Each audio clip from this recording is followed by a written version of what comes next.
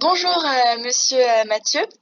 Vous pouvez commencer par vous présenter, s'il vous plaît. Je m'appelle donc Olivier Mathieu, je suis enseignant-chercheur à l'Université de Bourgogne et donc je travaille aussi au sein du laboratoire Biogéosciences, qui est un laboratoire pluridisciplinaire qui va s'intéresser des domaines de la climatologie en passant par tout ce qui va être sédimentologie, écologie, paléontologie et bien évidemment aussi les disciplines environnementales qui me concernent tout particulièrement. Quelle est votre définition de l'environnement? Alors c'est une question qui n'est pas évidente parce que finalement le terme environnement il est utilisé dans beaucoup de domaines. Donc je pense qu'il n'y a pas une définition de l'environnement. Moi je pense que je dirais que l'environnement c'est essentiellement quand on s'intéresse je dirais aux interactions entre les paramètres biotiques et abiotiques.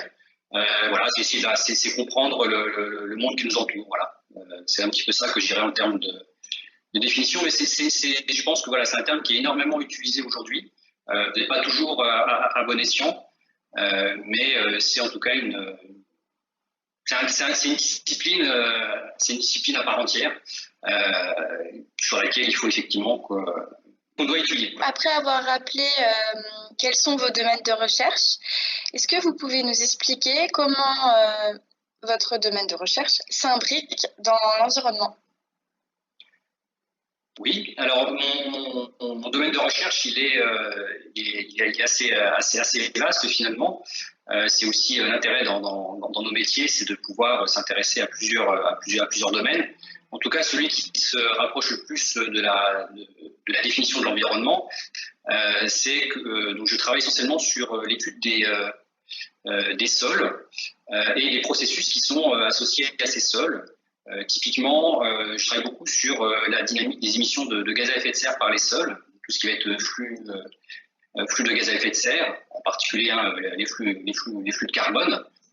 Et dont l'objectif, c'est essayer de comprendre voilà, comment finalement les sols vont répondre au changement climatique en cours, hein, puisque on sait que les sols c'est le plus gros réservoir de carbone organique en tout cas si on prend les formations superficielles. Et donc, une des grandes questions, c'est comment, face au changement climatique, ce réservoir de carbone va réagir. Et donc, mon domaine de recherche, c'est effectivement d'étudier la dynamique de ces processus, essentiellement en s'intéressant à des environnements qui sont plutôt des environnements peu impactés par l'homme. Hein. Donc, je vais plutôt m'intéresser aux processus naturels en réponse à ces changements climatiques. Donc aujourd'hui, hein, par exemple, je travaille sur plusieurs chantiers. Si je prends les chantiers les plus lointains, ça va être un chantier en Afrique du Sud. Alors évidemment, je suis pas seul, hein, c'est toujours un travail qui se fait en collaboration avec plusieurs collègues, hein, que ce soit des collègues de mon laboratoire, comme des collègues sud-africains. Et donc à l'heure actuelle, voilà, en Afrique du Sud, on travaille sur des prairies d'altitude dans une réserve naturelle.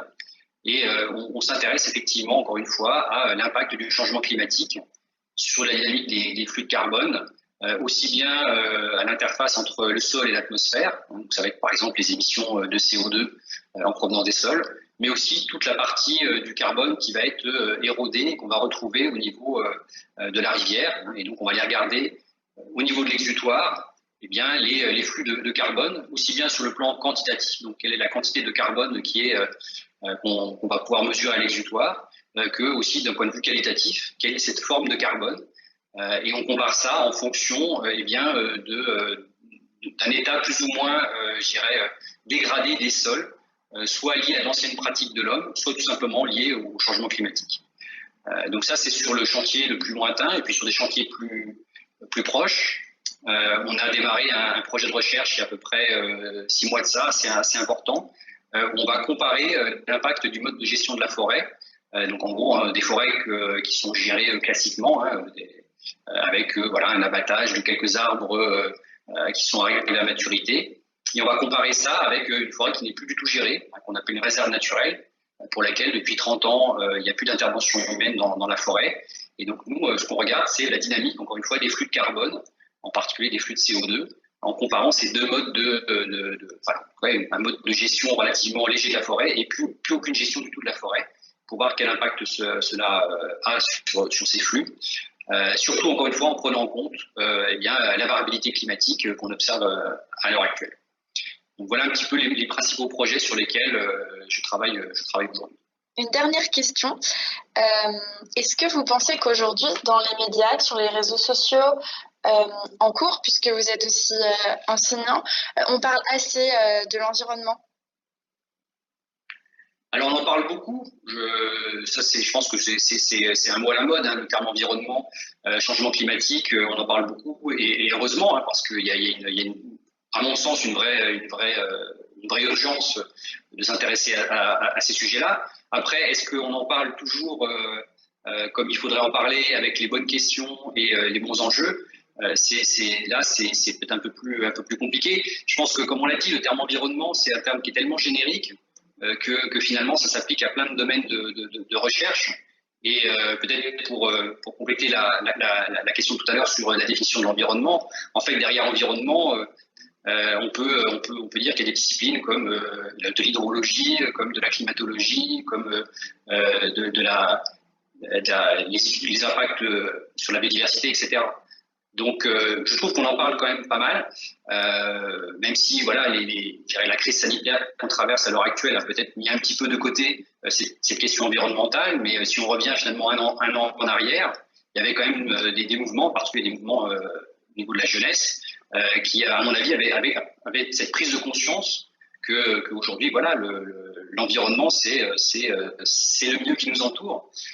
Et préserver ce capital, c'est essentiel, ne serait-ce que de toute façon pour, si on veut, conserver un mode de vie qui soit à la hauteur des enjeux. Il faut effectivement qu'on prenne soin de notre environnement, parce qu'on voit très très bien les conséquences aujourd'hui sur la santé humaine. Donc, on en parle moins aujourd'hui parce que l'actualité change et que je pense que les médias aussi, souvent, on change rapidement de sujet.